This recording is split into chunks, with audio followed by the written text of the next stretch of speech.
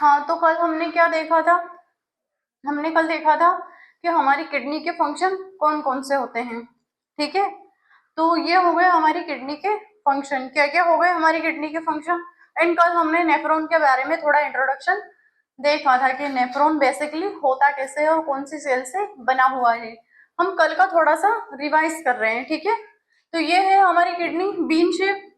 इसकी जो लंबाई है वो 10 से 12 सेंटीमीटर, इसकी जो लेंथ है वो, इसकी जो विड्थ है, इसकी जो चौड़ाई होती है वो होती है 5 से 7 सेंटीमीटर। एंड इसकी जो मोटाई होती है, हमारी किडनी को कुछ तो मोटापा होगा, तो इसकी जो थिकनेस होती है वो होती है 2 से 3 सेंटीमीटर। ठीक है, आई इतना समझ में। देन हमारी किडनी के फंक्शन क्या होते हैं?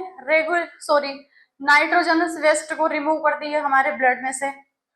उसके बाद नाइट्रोजनस वेस्ट कौन कौन? यूरिया, क्रिएटिनिन मुख्य रूप से, और भी है नाइट्रोजनस वेस्ट, इसके अलावा कुछ और भी वेस्ट को रिमूव करती है। ठीक है, देन उसके बाद remove from remove of drug from blood. क्या करती है? हमने जितनी भी दर्द निवारक, जितनी भी पेन किलर गोलियां खाई है, उनको रिमूव करती है हमारे ब्लड से। कौन करती है? किडनी। ड्रग को भी, क्योंकि हम जैसे ही गोलियां खाते हैं वो बेसिकली हमारे पेट में तो रहती नहीं है, वो कहीं न कहीं रूप से बाहर निकलती है, तो वो टॉक्सिक के रूप में हमारी किडनी बाहर कर देती है। पिछली क्लास में हमने देखा था कि लीवर में कैसे यूरिया साइकिल चलता है और कैसे नाइट्रोजनस वेस्ट को, जितनी भी हमने ड्रग ली, वो सारी छोटी आंत में एब्जॉर्व करके वो सारी लीवर में भेजी जाती है। लीवर फिर उसको या तो बॉइल में फेंक देगा, जहां पर भी जिस जिस बॉडी के पार्ट को जरूरत होगी उनकी, वो एब्जॉर्ब कर लेंगे, दर्द बंद हो जाएगा। देन उसका जो वेस्ट बचेगा, उसका जो टॉक्सिक बचेगा, उसको हमारे लीवर के रूप में बाहर निकाल दिया जाता है हिपेटिक वेन के द्वारा। हिपेटिक वेन के द्वारा किडनी में पहुंचाया जाता है। देन किडनी जितनी भी ड्रग का टॉक्सिक है उसे बाहर फेंक देती है। ठीक है, तो ये हो गया, ड्रग को रिमूव करती है। देन हमारी किडनी का जो मेन और तीसरा फंक्शन होता है, उसका क्या काम करती है? वो रेगुलेटरी फंक्शन होता है हमारी किडनी का तीसरा। तो क्या क्या करती है रेगुलेटरी में? आयन का, हमारे ब्लड में जितने भी आयन होते हैं उनका रेगुलेट करती है। वाटर का रेगुलेट करती है। ना तो हमारी बॉडी में वाटर कम होना चाहिए और ना ही हमारी बॉडी में वाटर ज्यादा होना चाहिए। ठीक है, उसके बाद हमारी जो किडनी होती है वो ब्लड का जो पीएच होता है उसको मेंटेन करती है। ना तो ब्लड का जो पीएच है 7.4 से बढ़ता है और ना ही ये कम होता है। ठीक है, किस लिए? क्योंकि हमारा जो ब्लड है वो एक बफर विलियन है। बफर विलियन बोले तो क्या होता है? तो बफर विलियन जो होता है हमारी किडनी में, सॉरी हमारे ब्लड में, हमारा ब्लड एक भस्मिक प्रकृति का होता है, एक क्षारीय प्रकृति का होता है। और ऐसा ऐसा विलियन है हमारा ब्लड जिसमें थोड़ी सी मात्रा एसिड और थोड़ी सी मात्रा बेस यानी कि अम्ल और क्षार को मिलाने पर इसका जो पीएच होता है, जैसे कि हमारे जल का पीएच हमने जो लिया, यदि हमारे जल में एसिड होगा तो उसका पीएच मान बदल जाएगा, उसमें क्षार भी होगा तो पीएच मान उसका बदल जाएगा। तो हमारा जो ब्लड होता है उसमें उसका पीएच मान नहीं बदलता। किस वजह से? इसमें यदि एसिड और बेस को मिला लिया जाए तो भी उसका पीएच नहीं बदलेगा, इसलिए बोलते हैं कि हमारा ब्लड एक बफर विलियन है। एंड इसका लास्ट वन, चौथा कार्य जो होता है हमारी किडनी का फंक्शन होता है, वो क्या करता है? Endocrine activity. किसी को आज पता चलेगा या कल पता चला होगा कि किडनी हार्मोन भी बनाती है। वो एक्सक्रीजन तो करती है लेकिन हार्मोन का निर्माण भी करती है। यानी कि किडनी कोई ग्रंथि नहीं है, फिर भी वो एक हार्मोन का निर्माण करती है। और वो हार्मोन कहाँ पे जाता है? हमारी लंबी हड्डियों के सिरों पर, रेड बोन मेरो पर, जहां आरबीसी का निर्माण में वो अपनी भूमिका निभाता है। ठीक है, तो हमारी किडनी का जो चौथा और मेन फंक्शन क्या होता है? Endocrine activity. Endocrine activity. ठीक है, हमारी किडनी का ये फंक्शन हो गया एंडोक्राइन एक्टिविटी। अब इससे कौन सा हार्मोन निकलता है, कल बताया था मैंने, इरिथ्रोपोइटिन। ये वाला जो हार्मोन है इरिथ्रोपोइटिन, ये इरिथ्रोपोइटिन जो हार्मोन है वो हमारी बॉडी में कहाँ पे जाके फंक्शन करता है, रेड बोन मेरो में, ठीक है, लाल अस्थि मज्जा में, रेड बोन मेरो। यहाँ पे क्या करता है, ओरिजिन ऑफ आरबीसी,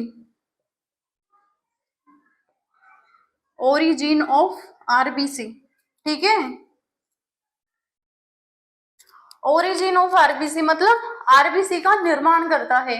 यदि हमारे ब्लड में आरबीसी बन रही, हमने ब्लड वाली क्लास में ये तो देखा था कि आरबीसी कहाँ पर बनती है, तो हमारी लंबी हड्डियों के सिरों पर, यानी कि रेड बोन मैरो में, वहां पे आरबीसी तो बन गई, लेकिन बेसिकली मेन रूप से बनाता कौन है आरबीसी को, तो इरिथ्रोसाइट बनाता है। सॉरी, इरिथ्रोसाइट तो आरबीसी का बायोलॉजिकल नेम है। देन जो इरिथ्रोपोइटिन हार्मोन जो है वो हमारे आरबीसी के निर्माण में भूमिका निभाता है। कल हमने इतना देखा था, अब कल का थोड़ा सा और देख लेते हैं।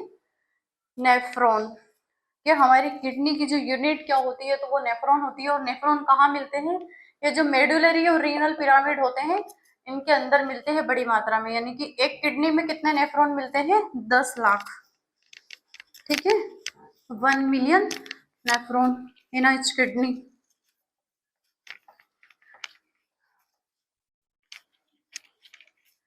तो ये हमारी किडनी का रेगुलेटरी फंक्शन हो गया, सॉरी किडनी का ऑल फंक्शन हो गया। अब हम देख लेते हैं यूनिट ऑफ किडनी।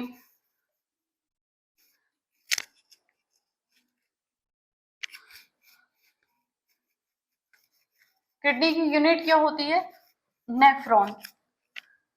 नेफ्रॉन बने किसके होते हैं, तो एपिथेलियल सेल के। एपिथेलियल क्या होता है, एक टिश्यू होता है जिससे सेल का निर्माण होता है, ठीक है। तब देख लेते हैं nephron.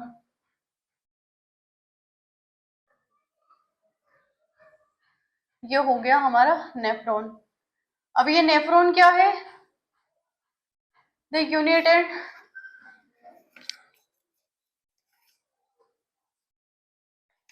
Structural and functional activity of kidney, ठीक है, structure and function unit of kidney.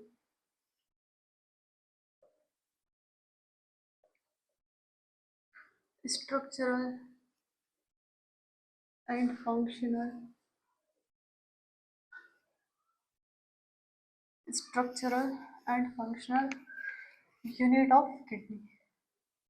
हमारी किडनी की कार्यात्मक एवं संरचनात्मक इकाई कौन होती है, नेफ्रॉन, ठीक है, ऑफ किडनी।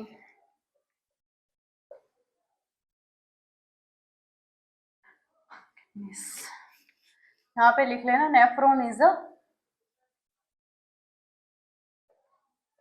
ठीक है, ये सही से लिख दिया मैंने। Nephron is a structural and functional unit of kidney. There are there are 1 million nephron in each kidney या per kidney।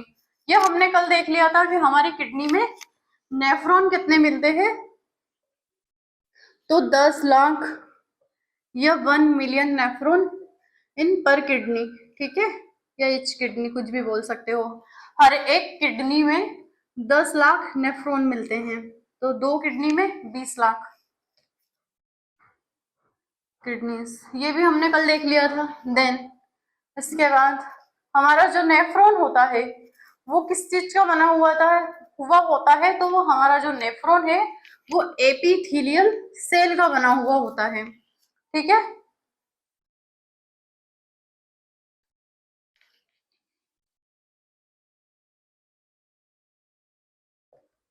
तो nephron is the tube of epithelial cell.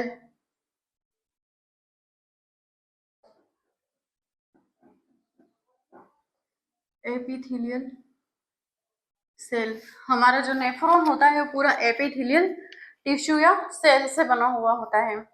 ठीक है, आया इतना समझ में। टिश्यू क्या होते हैं?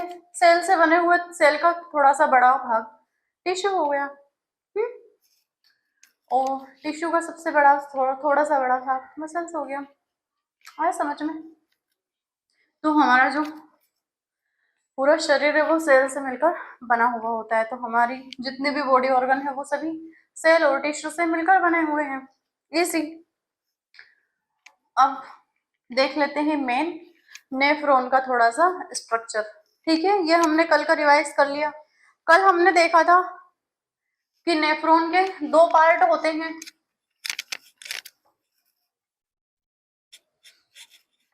ये तो पता चल गया कि हमारी जो फिल्ट्रेशन कौन करते हैं, मेन रूप से हमारी किडनी में नेफ्रॉन करते हैं। जो 10 लाख नेफ्रॉन ये भजन कीर्तन के लिए नहीं दिए हैं नेचर ने, इनका कार्य है ब्लड का फिल्टर करना एंड टॉक्सिक को बाहर निकालना, ये नेफ्रॉन का कार्य है। ठीक है, किडनी एक कवरिंग है, इसको हमने नाम दे दिया किडनी। लेकिन इसके अंदर जो छोटे छोटे स्ट्रक्चर मिलते हैं वो 10 लाख मिलते हैं एक सिर्फ इस 10 सेंटीमीटर की किडनी में। 10 से 12 सेंटीमीटर लंबाई की किडनी में 10 लाख नेफ्रॉन मिलते हैं। ठीक है, तो अब हम देख लेते हैं पार्ट ऑफ नेफ्रॉन। पहला पार्ट क्या है? ग्लोमेरुलस एंड दूसरा रीनल टिब्यूल। ठीक है, a part of nephron,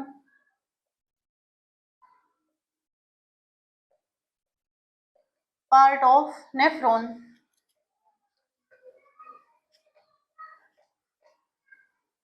मैं ये एक्सक्रीजन सिस्टम जितना भी पढ़ा रही हूँ वो सारा का सारा एनसीईआरटी में दिया हुआ है, लेकिन बिखरा हुआ है। एक पॉइंट यहाँ पे है तो एक पॉइंट दूसरे पेज पर है। ठीक है, और मैं इसकी समरी मैंने एक एक पॉइंट को कलेक्ट किया हुआ। मुझे पता है कि कौन सा पॉइंट कहाँ पर आना चाहिए। एनसीईआरटी ने दिया तो सब कुछ है, आता भी एनसीईआरटी से ही है, लेकिन उसने बिखेर के दिया हुआ है। एक शब्द इधर दिया तो एक शब्द उधर दिया है। ठीक है, हिंदी और इंग्लिश दोनों की सेम है।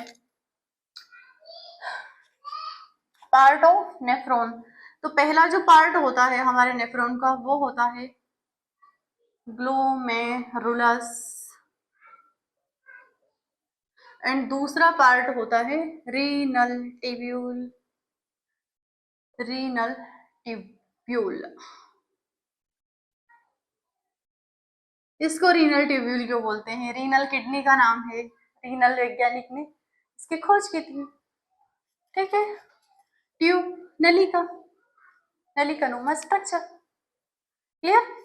ऐसा याद रखना, हम यदि स्टडी को बोरिंग रूप से पढ़ते हैं तो वो हमें बोरिंग करती है। माना कि बायोलॉजी हमें बोरिंग करती है, हर सब्जेक्ट हमें बोरिंग करता है, लेकिन उसको इंटरेस्टिंग वे में पढ़ा जाए तो वो बोरिंग नहीं होता है। ठीक है, और ज्यादा इजी होता है और ज्यादा पढ़ने में अच्छा लगता है। आया समझ में?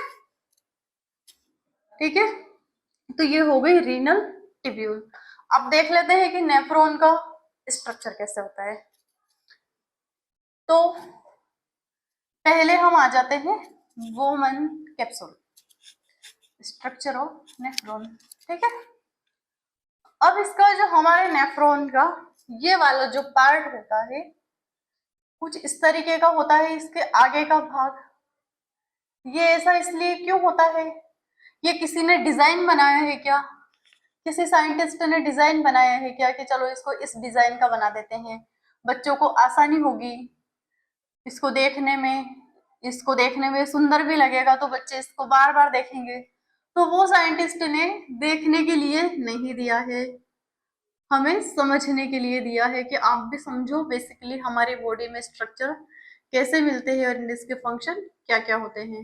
ठीक है, और कितनी खूबसूरत चीजें दे रखी है नेचर ने हमारी बॉडी में।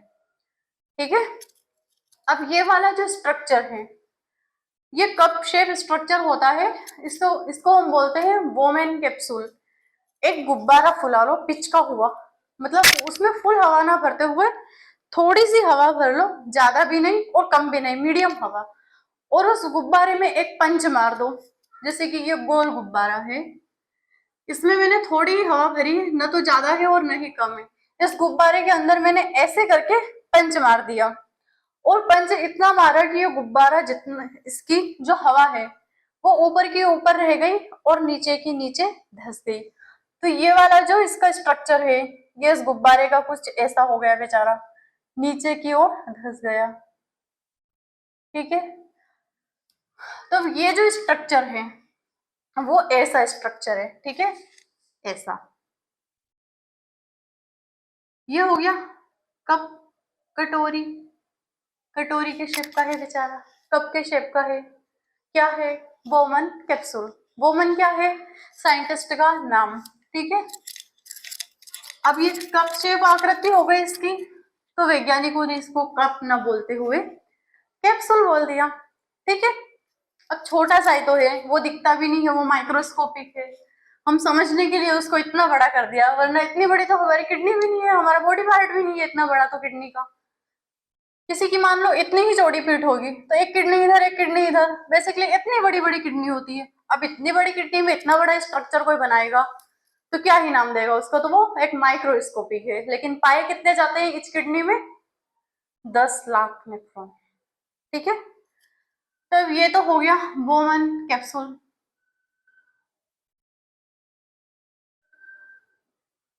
Boman is a scientist name. अब इसके पीछे एक ट्यूब निकल रही है यहाँ से, वो ट्यूब कैसी है, ऐसी है, मुड़ी हुई, क्योंकि हमारी किडनी के पिरामिड में जगह नहीं बची तो वो ट्यूब ऑटोमेटिक मुड़ गई, उसको तो जगह चाहिए, लंबी भी काफी है। अब यहाँ से ये ट्यूब कुछ ऐसी बन जाएगी, ऐसे ऐसे ऐसे करके इधर जाएगी, फिर इधर से करके ऐसे ऐसे ऐसे ऐसे करके यहाँ तक तो नैरो होती है, हमारी जो लूप ऑफ हेनले होता है वो यहाँ तक तो नैरो होता है, पतला होता है, लेकिन यहाँ से अपना स्ट्रक्चर बड़ा कर लेता है। ठीक है, थोड़ी चौड़ी हो जाती है, देन उसके बाद ये ऊपर जाने के बाद फिर से मुड़ जाती है क्योंकि उसको तो जगह ही नहीं है, ऐसे ऐसे ऐसे ऐसे करके ये यहाँ पे मुड़ गई। ये होता है हमारा नेफ्रॉन। अब वो जो कलेक्टिंग डक्ट होती है इसमें कई सारे नेफ्रॉन जुड़े हुए होते हैं, ऐसे एक नेफ्रॉन इधर से आ गया इसमें जुड़ गया, एक नेफ्रॉन इधर से आ गया इसमें जुड़ गया, इनमें यूरिन कलेक्ट होता है, सारे नेफ्रॉन इस कलेक्टिंग डक्ट में अपना यूरिन डाल देते हैं, बूंद बूंद बूंद बूंद। ठीक है, ये हो गया, कुछ इस तरीके की होती है कलेक्टिंग डक्ट। ये इधर से जो मैंने इसकी शाखाएं बनाई है ये किसी डिजाइन के लिए नहीं बनाई है, ये शाखाएं होती है यूरिन को कलेक्ट करने के लिए, इधर से कलेक्ट हो रहा है और इधर से भी नेफ्रॉन जुड़े हुए होते हैं। ठीक है, तो ये हो गया हमारा नेफ्रॉन। अब देख लेते हैं इसका ये पार्ट क्या कहलाता है, तो ये कहलाता है Bowman capsule.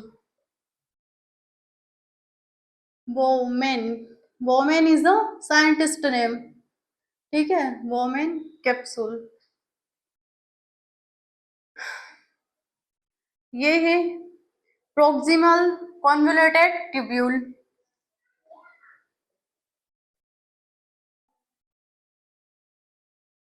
Proximal convoluted tubule.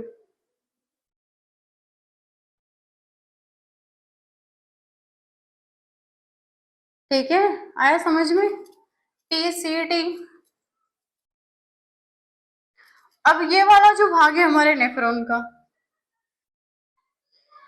Filtration नीचे की ओर आ रहा है, क्या हो रहा है, फिल्ट्रेशन नीचे की ओर आ रहा है, तो इसे हम बोलेंगे सॉरी डिसेंडिंग लिम्फ,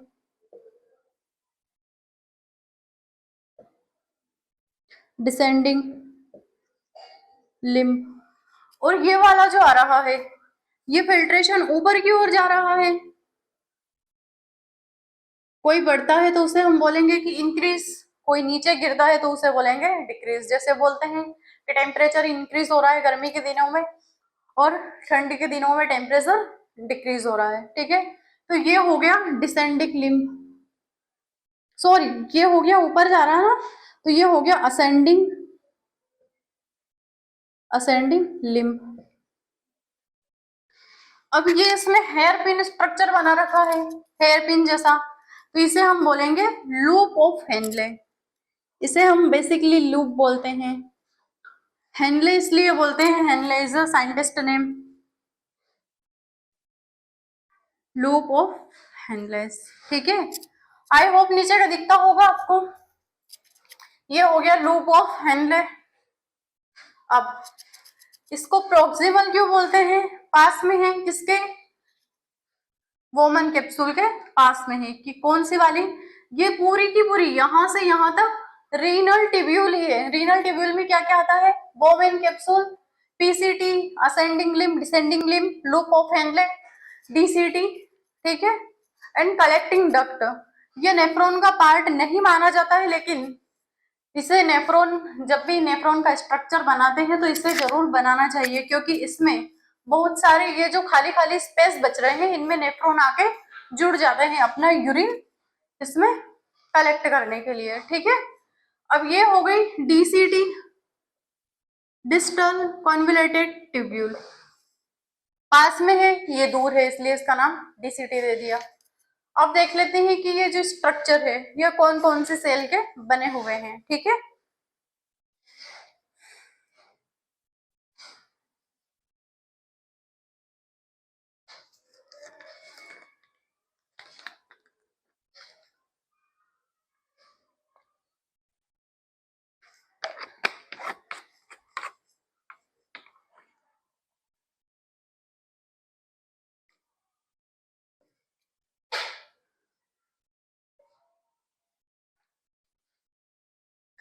अब ये जो हमारी पीसीडी होती है, कल हमने टिश्यू एपिथेलियल टिश्यू देखा था, कितने प्रकार का? 5 प्रकार बताए थे मैंने। तब ये जो पीसीडी होती है ये होती है ब्रश बॉर्डर क्यूबॉइडल की बनी हुई। इधर मैं लिख रही हूँ, पीसीडी किसकी बनी है? Brush border cuboidal.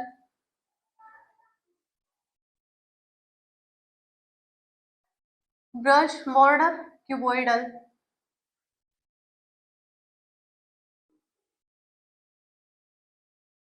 ठीक है, ये पीसीडी हो गई। देन ये जो डीसीटी होती है, ये ब्रश बॉर्डर क्यूबॉइडल की क्यों बनी हुई होती है? क्योंकि ये क्यूबॉइडल है, इसमें ब्रश जैसी उंगलियों जैसी संरचना मिलती है। इन्हें हम क्या बोलते हैं? या तो ब्रश बॉर्डर बोलते हैं या फिर माइक्रोविली। माइक्रोविली का क्या काम होता है? एब्जॉर्ब करना, सोखना। जैसे कि हमारी छोटी आंत में माइक्रोविली होते हैं, वो क्या करते हैं? सोखते हैं भोजन को, अवशोषित कर लेते हैं। तो इनका काम होता है अवशोषण करना। ये किनका अवशोषण करेगी? ऑक्सीजन वाले ब्लड का। ठीक है, और ऑक्सीजन वाले ब्लड का अवशोषण भी करेगी। जब हम इसमें ब्लड सप्लाई देखेंगे तब मैं इसको पूरा समझाऊंगी। ठीक है,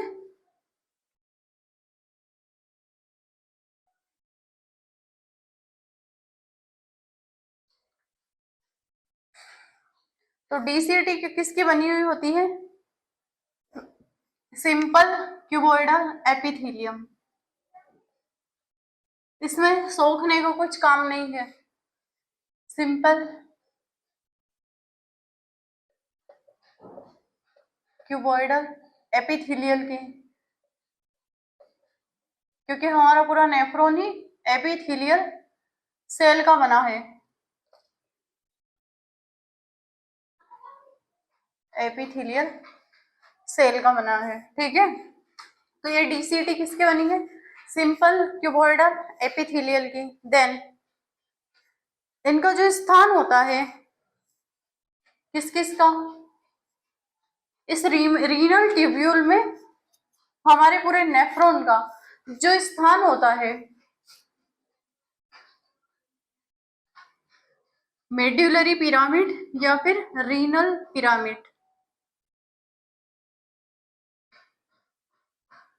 रीनल पिरामिड का जो स्थान, सॉरी, रीनल पिरामिड जो होता है उसमें क्या जाता है? ये लूप ऑफ हेनले। ये loop of Henle renal pyramid में होता है। देन बोमन कैप्सूल, पीसीटी और डीसीटी, ये सभी किसमें होते हैं? रीनल कैप्सूल में, सॉरी रीनल पिरामिड में क्या होता है? Loop of Henle, loop of Henle's, ठीक है। देन कोर्टेक्स में क्या होता है? कोर्टेक्स में मिलता है हमें बोमेन कैप्सूल, इसको मैं बीसी लिख रही हूं। देन पीसीटी और डीसीटी,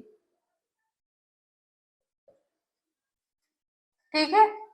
तो ये जो पिरामिड होते हैं, पिरामिड में भी ये सिर्फ वो ये लूप ऑफ हेनले जाता है रीनल पिरामिड में।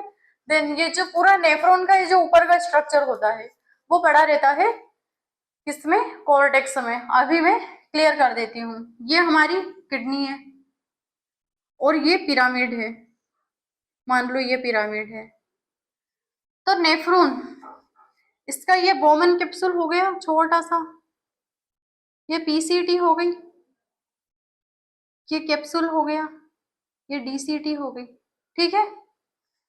तो इतना भाग इस किडनी में जाता है, सॉरी इतना भाग हमारे पिरामिड में जाता है। क्या क्या जाता है? Loop of Henle. अब देख लेते हैं कि ये जो नेफ्रॉन भी होते हैं ये दो प्रकार के होते हैं, अभी समझ में आ जाएगा। एक नेफ्रॉन ऐसा होता है, इसको मैं मिटा रही हूं। एक नेफ्रॉन जो होगा हमारी किडनी में वो ऐसा होगा, उसका अधिकतर भाग कोर्टेक्स में होगा, ये पीसीटी, ये लूप ऑफ हेनले इतना सा आएगा, फिर ये डीसीटी। और एक नेफ्रॉन ऐसा होगा, यहां से स्टार्ट हुआ है पीसीटी, इसका लूप ऑफ हेनले इतना जाएगा एंड डीसीटी, ठीक है। ये Boman capsule, Bowman capsule, PCT, DCT किसमें रहते हैं? कोर्टेक्स में, लूप ऑफ हेनले पिरामिड में। अब जिसका लूप ऑफ हेनले लंबा होता है, यानी कि पूरा पिरामिड के अंदर पेनिट्रेट कर जाता है, इन्हें क्या बोलते हैं बायोलॉजिकल लैंग्वेज में?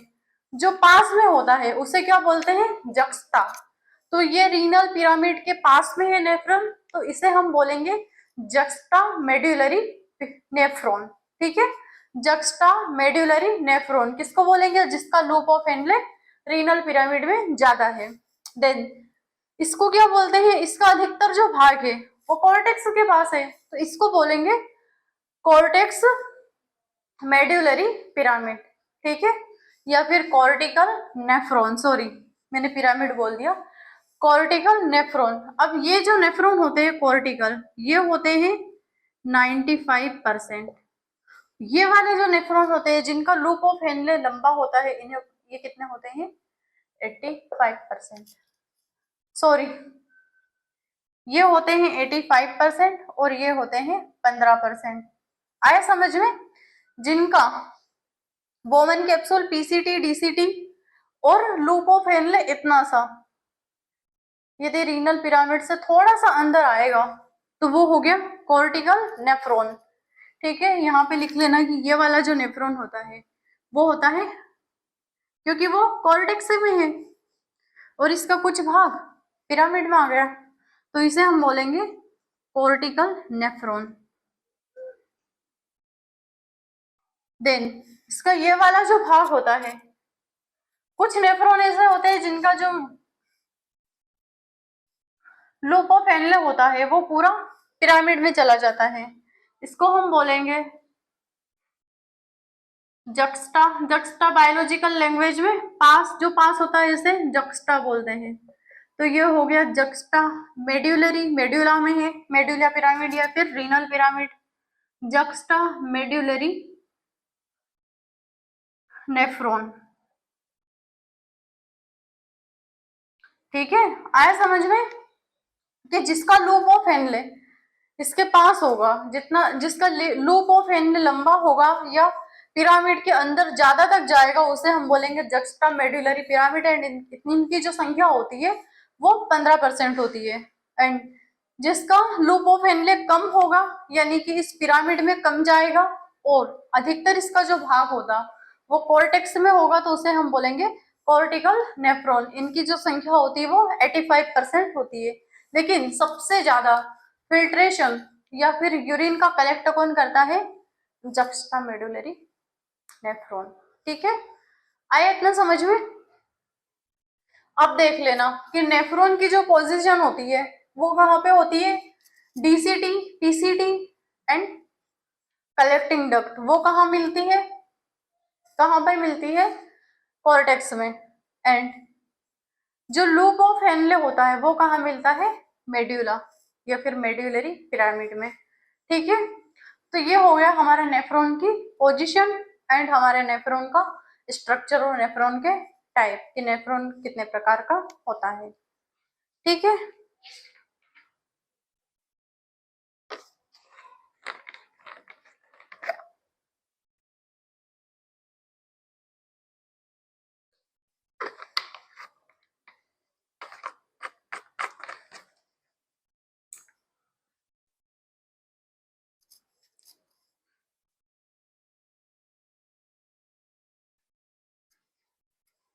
अब हम देख लेते हैं कि हमारे नेफ्रॉन में यूरिन कैसे बनता है। ठीक है, तो ये हमारी किडनी है, पता ही है, पिरामिड है, कॉर्टेक्स एंड मेड्यूला। ठीक है, दो पार्ट है। अब इस किडनी से एक वेन आती है, रीनल आर्टरी आती है, वो आर्टरी आर्टीरियोल में बढ़ जाएगी। ठीक है, जैसे कि ये हमारी किडनी है,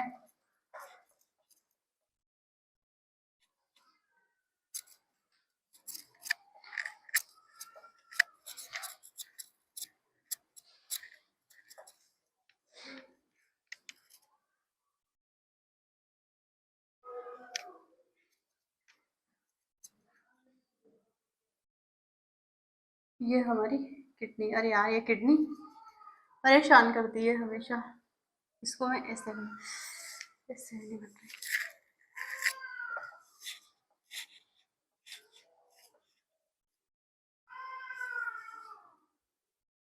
इसको सेंटर बना देते हैं सारे। ठीक है, ये हो गई किडनी, ये हो गया इसका भाग कॉर्टेक्स, ये वाला, ये हो गया मेड्यूला। अब मेड्यूला में क्या है?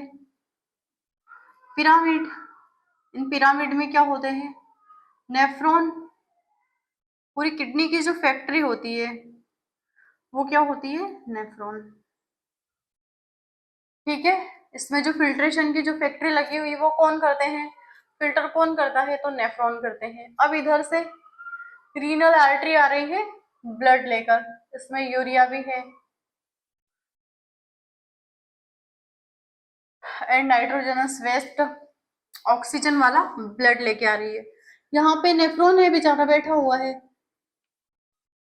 अब ये जो आर्टरी आ रही है ये इन सभी में गई, अब यहाँ पे आर्टेरियोल में बढ़ गई।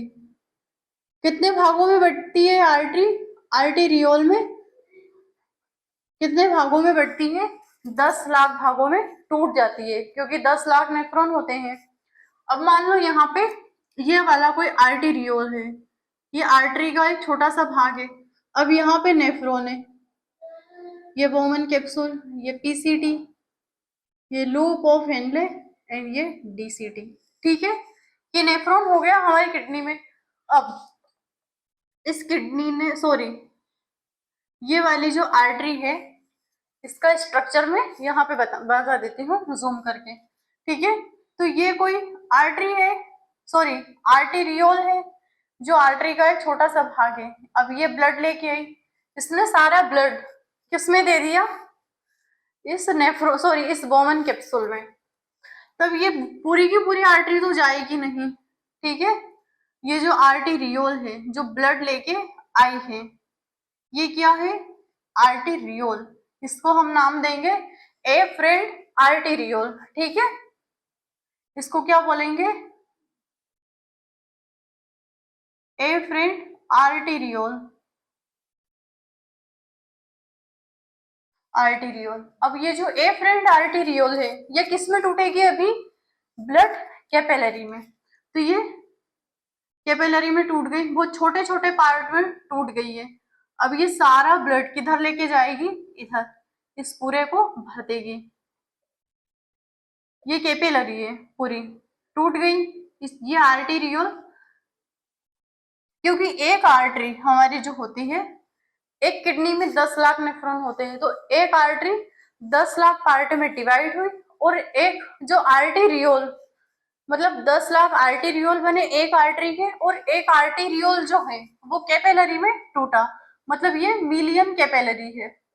मिलियन, ट्रिलियन, बिलियन, जितनी भी कैपिलरी में बढ़ गई है। अब ये क्या करेगा?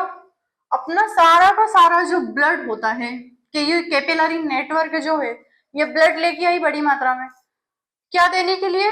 Toxic, iron, water, glucose, and ये आयरन भी देगी, ये वाटर भी देगी, ये ग्लूकोज भी दे देगी, ठीक है। और ये सॉल्ट भी दे देगी, ये नमक को भी नहीं छोड़ती है। मान लो हमने ज्यादा नमक खा लिया तो ये नमक भी इसको दे देगी, हमने ज्यादा पानी पी लिया वो पानी भी इसको दे देगी। अब एक बात ध्यान रखना, ये जो नेफ्रॉन होते हैं ये क्या करते हैं? एक दिन में यूरिन बनाते हैं 1.5 से 2 लीटर, एंड जल का फिल्ट्रेशन कितना करते हैं? 180 लीटर, ठीक है। तो 180 लीटर पानी से ये 1.5 लीटर नेफ्रॉन बनाने की ताकत रखते हैं, ठीक है। अब ये क्या होता है? ये सारा कैपिलरी नेटवर्क, इसे हम बोलेंगे ग्लूमेरुलस, ठीक है। पता चल गया? नेफ्रॉन का दूसरा पार्ट, पहला पार्ट है तो ये पूरी रीनल ट्यूब्यूल हो गई। अब ये वाला जो गुब्बारे का मैंने गड्ढा किया था, गुब्बारे के ऊपर मैंने अपना पंच मारा था, और एक गड्ढे नुमा जो संरचना बनी थी गोल गोल गोल गोल, उसमें कैपिलरी नेटवर्क रहता है। उस कैपिलरी नेटवर्क को हम बोलेंगे ग्लूमेरुलस।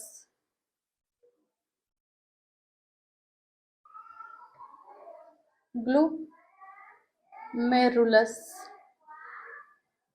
ग्लूमेरुलस, ठीक है। इसको क्या बोलेंगे हम? ग्लूमेरुलस, ठीक है। ये कैपिलरी नेटवर्क है, कौन सी? Efferent arteriole. अब इस एफरेंट आर्टीरियोल जो कैपिलरी में टूटी, अब इस कैपिलरी ने क्या क्या दे दिया? H2O दे दिया। हमारी किडनी बोली कि बेटा इतने वाटर का क्या करोगे, लाओ इधर दे दो, मैं यूरिन ही बना दूं। तो इसने वाटर भी दे दिया बेचारी ने। वाटर के बाद हमारी किडनी को आयरन दिखे, लाओ बेटा इतने आयरन का क्या करोगे, ब्लड में टॉक्सिक रहेगा, लाओ आयरन मुझे दे दो, इसको भी मैं बाहर फेंक देती हूँ। तो हमारी किडनी ने आयरन भी छीन लिया, आयरन छीन लिया, वाटर छीन लिया, एंड सॉरी यहाँ पे मैंने वाटर, इसने अब फिर हमारी किडनी को यूरिया दिखा कि बेटा इतना यूरिया को क्या करोगे, लाओ मुझे दे दो, मैं इसको यूरिन के रूप में बाहर फेंक देती हूँ फिल्ट्रेट करके। तो इसने बेचारी ने यूरिन भी दे दिया।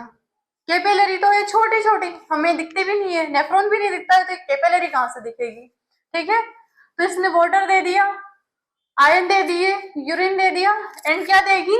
ज्यादा नमक खा लिया था तो सॉल्ट भी दे दिया, ठीक है। क्या क्या दे दिया? ये चारों चीजें दे दी, ठीक है। कुछ ज्यादा मिनरल्स रहेंगे वो भी टॉक्सिक बनाएंगे, वो भी दे दिया। पोटेशियम दे दिया, पोटेशियम आयन दे दिया, सल्फर आयन दे दिया, ये इतने टॉक्सिक हमारे ब्लड लेके घूम रहा था वो सारे दे दिए। और तो और ये हमारी किडनी के जो नेफ्रॉन होते हैं, ये कैपिलरी होती है, ये ग्लूकोज भी दे देती है, सिर्फ एक चीज नहीं देती है, तो इसने ग्लूकोज भी दे दिया, ठीक है। इतनी सारी चीजें इसने वोमेन कैप्सूल में डाल दी। अब ये सारी की सारी इस पीसीटी में आ जाएगी।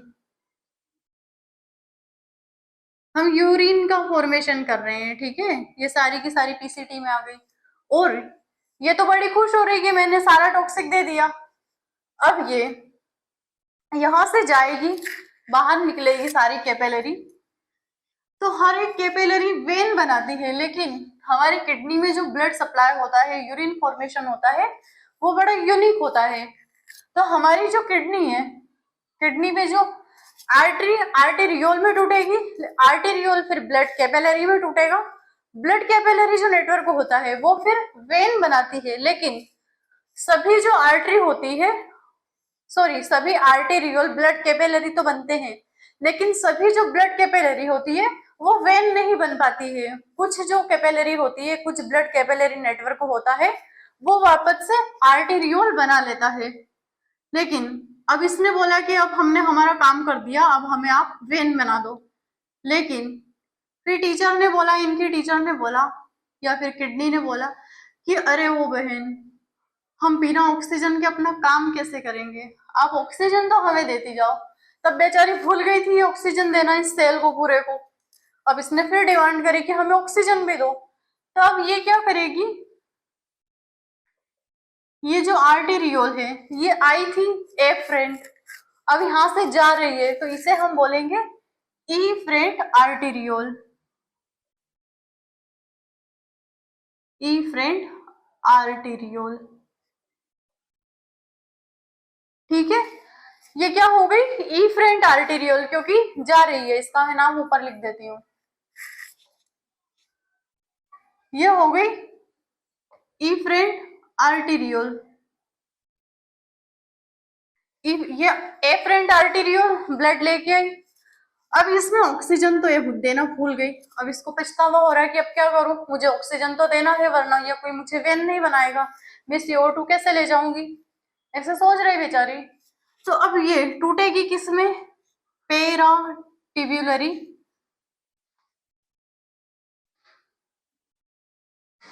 कैपिलरी। ठीक है, पेरा या फिर पेरी ट्यूबुलर कैपिलरी में टूट जाएगी। पेरी ट्यूबुलर क्यों नाम दिया, क्योंकि ये सभी, ये वाली जितनी भी ये कैपिलरी होती है, ये इन सभी इस पीसीटी से चिपक जाएगी और अपना ऑक्सीजन देगी। ठीक है, मैं इसको ज्यादा उलझाऊंगी नहीं वरना खिचड़ा हो जाएगा और समझ में भी नहीं आएगी। ये कैपिलरी में टूट गई, इनका नाम है पेरी ट्यूबुलर कैपिलरी। हम क्या कर रहे हैं, यूरिन बना रहे हैं। ठीक है, घर पे मम्मी पूछे बता देना कि मम्मी आज हमने यूरिन बनाया है, वो भी किसके अंदर, किडनी के अंदर। ठीक है, तो अब इसने ऑक्सीजन वाला ब्लड दे दिया, किसको दिया, पीसीटी को दिया, सॉरी पीसीटी को दे दिया, डीसीटी को दे दिया, ये डीसीटी से भी लिपट गई। लेकिन इसने ब्लड तो दे दिया, इसमें आयरन के साथ कुछ अच्छी चीजें भी आ गई, और ये जो ऑक्सीजन वाला ब्लड है इसमें कुछ बुरी चीजें भी चली गई। तब ये वाली जो कैपिलरी है, पेरी ट्यूबुलर कैपिलरी, जो पीसीटी से जुड़ी हुई है, इसके सारे नाम मिटा देते हैं।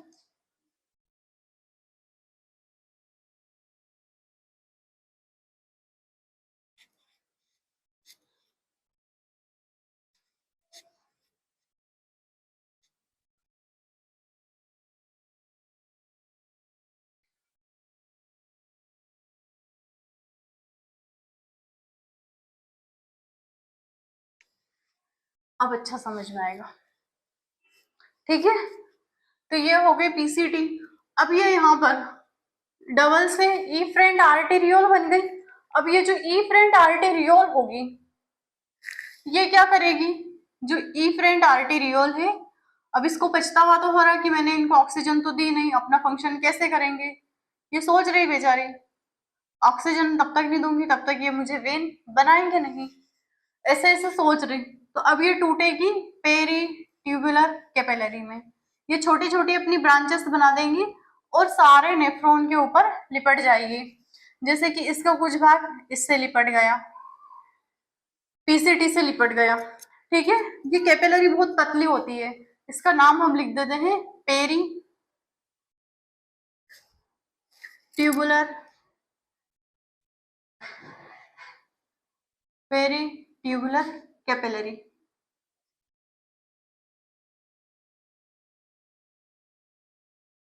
ठीक है, पेरी ट्यूबुलर कैपिलरी क्यों दिया, पेरी यानी कि ट्यूब के चारों ओर लिपटी हुई।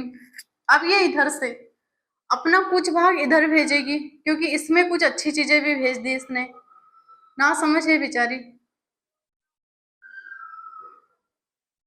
तो हमारी जो पीसीटी होती है उसका नेचर कौन सा होता है, ब्रश बॉर्डर क्यूबॉइडल एपिथेलियल का बना हुआ होता है, जो रीअब्जॉर्ब करने में सहायता करता है। क्योंकि अवशोषण करना यानी कि भोज्य पदार्थों को हमने सोख लिया, उसको हम बोल देंगे अवशोषण करना। लेकिन ऑलरेडी इसने ब्लड को एब्जॉर्ब कर रखा है, लेकिन फिर से ये रीअब्जॉर्ब कर रही है, किसके माध्यम से, पेरिट्यूबुलर कैपिलरी के माध्यम से।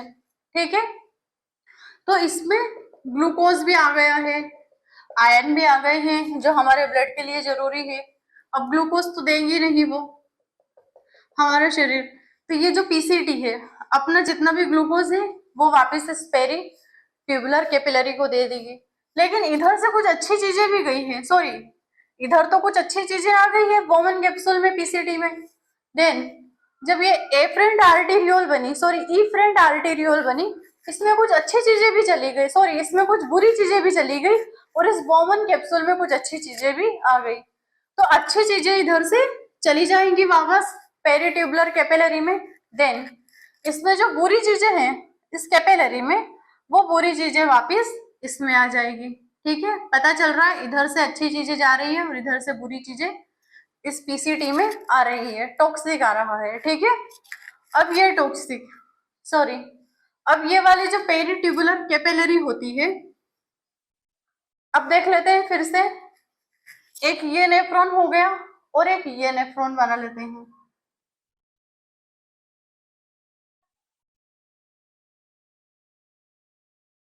ठीक है, ये वाला जो नेफ्रॉन है इसमें वासा रेक्टा नहीं बनेगी, और ये वाला जो नेफ्रॉन है इसमें वासा रेक्टा बनेगी। अब इसका नाम क्या दिया था हमने, descending limb, blood sorry toxic नीचे जा रहा है, और ये हो गया असेंडिंग लिम्ब, टॉक्सिक ऊपर जा रहा है। अब एक पेरिट्यूबुलर कैपिलरी इससे लिपट जाएगी पूरी डीसीटी से, अब वो लिपटते हुए इधर आएगी, इधर से कैसे आएगी, अब जिधर की साइड टॉक्सिक जा रहा है और ये किधर ब्लड प्रदान करेगी अपना, इधर की साइड, ये उल्टी बहेगी। ठीक है, और फिर यहां जाके ये एक वेन का रूप ले लेगी। ठीक है, जिसमें सारे टॉक्सिक इसने दे दिए, और इस तरीके से हमारा पूरा यूरिन फॉर्मेशन हो जाएगा। अब ये यूरिन इधर से जा रहा है इस डीसीटी में होते हुए, डीसीटी में जाने के बाद ये इधर बूंद बूंद बूंद बूंद इस कलेक्टिंग डक्ट में ले लिया जाएगा। ठीक है, अब ये जो कैपिलरी होती है ये तो हो गया अपना लूप ऑफ इनले।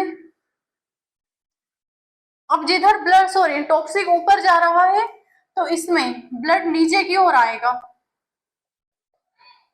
ये अपना ब्लड सप्लाई नीचे की ओर करेगी। तो ये वाली इस वाली जो ट्यूब होती है इसे हम बोलेंगे, सॉरी अब इधर से प्लस सॉरी टॉक्सिक नीचे जा रहा है तो ये जो ब्लड है वो अपना ऊपर की ओर जाएगी। तो ये वाली जो ट्यूब होती है ये कैपिलरी ही है, इसे हम बोलेंगे वासा रेक्टा।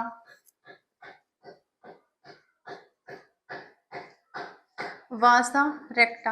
अब वासा रेक्टा किस में मिलती है, इस वाले नेफ्रॉन में, क्योंकि इधर से ये ब्लड सप्लाई करेगी अपना, इधर जाएगी इधर जाएगी, इसको वासा रेक्टा बनाने की जरूरत ही नहीं पड़ेगी, ऐसे ही अपना यहाँ पे ऑक्सीजन मिल गई तो पूरे ब्लड को सॉरी पूरे नेफ्रॉन को ऑक्सीजन दे देगी।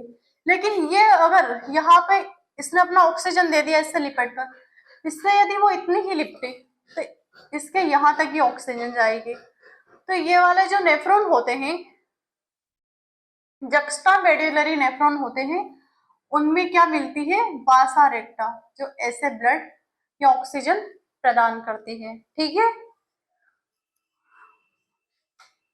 अब ये जो वासा रेक्टा है ये यहाँ पर जाके क्या बनाएगी, वेन।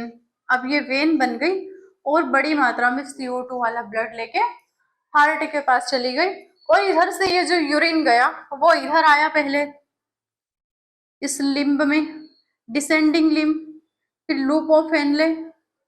इसको हम यूरिन नहीं बोलेंगे, यूरिन कब बनेगा, जब वो कलेक्टिंग डक्ट में आ जाएगा, क्योंकि यहाँ तक भी फिल्ट्रेशन हो ही रहा है, कुछ आयन जा रहे हैं तो कुछ टॉक्सिक इस ट्यूब में आ रहा है। ठीक है, ग्लूकोज भी आ गया था, ग्लूकोज को भी भेजा वापस। ज्यादा आयन आ गए थे, भेज दिया। कुछ काम की चीजें आ गई थी, पोटेशियम आ गया था, भेज दिया। कैल्शियम आ गया था, भेज दिया ब्लड में कैपिलरी के माध्यम से। ठीक है, तो अब सारा बॉडी में भेज दिया, बचा क्या, CO2। तब पहले DCT को भी वो ब्लड प्रदान कर देगी, उसमें से भी अच्छी चीजें ले लेगी और बुरी चीजें इसमें भेज देगी। ठीक है, देन इसके बाद ये जो लूप होता है, ये लूप ऊपर की ओर जाता है तो ऑक्सीजन नीचे की ओर आती है, और जो इसमें जो फिल्ट्रेट नीचे की ओर जाता है तो ऑक्सीजन ऊपर की ओर आती है। तो कुछ इस प्रकार से किडनी में ब्लड सप्लाई भी हो जाता है और यूरिन फॉर्मेशन हो जाता है। ठीक है, अब इस कलेक्टिंग डक्ट में आकर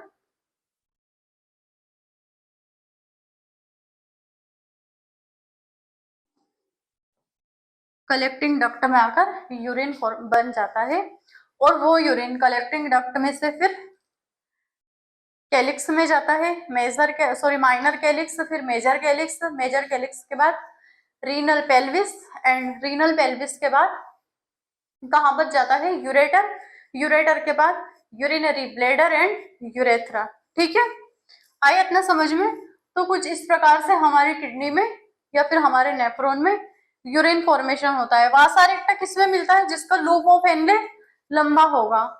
ठीक है, कुछ कुछ नेफ्रॉन में वासा रेक्टा मिलती है, 15% नेफ्रॉन में वासा रेक्टा मिलती है, इनमें भी मिलती है लेकिन रेयरली मिलती है। ठीक है, तो आज के लिए इतना ही, कल हम देखेंगे इसके आगे के, चर्चा करेंगे कि किडनी में ब्लड फॉर्मेशन कैसे होता है। ठीक है, आया इतना समझ में।